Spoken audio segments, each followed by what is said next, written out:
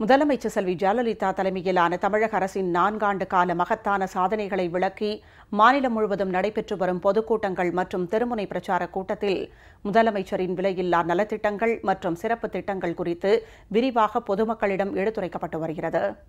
கன்னியாகுமரி அஇஅதிமுக சார்பில் ஆரல்வாய்மொழியில் நடைபெற்ற கழக அரசின் சாதனை விளக்க பொதுக்கூட்டத்தில் கழக கொள்கை பரப்பு துணைச் செயலாளர் திரு நாஞ்சில் சம்பத், மாவட்ட கழக செயலாளர் திரு என் தளவாய் சுந்தரம் ஆகியோர் முதலமைச்சர் செல்வி ஜெயலலிதா தலைமையிலான 4 ஆண்டு கால சாதனைகளை விரிவாக பொதுமக்களிடம் எடுத்துரைத்தனர்.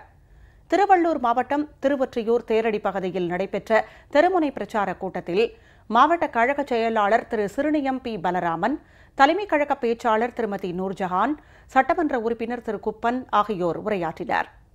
இந்த கூட்டத்தில் கழக நிர்வாகிகள், பொதுமக்கள் திரளாக கலந்து கொண்டனர். மாத்தூர் MMDA பகுதியில் நடைபெற்ற கழக அரசின் 4 ஆண்டு சாதனை விளக்க தெருமுனை பிரச்சார கூட்டத்தில் கழக நிர்வாகிகள் உரையாற்றினர்.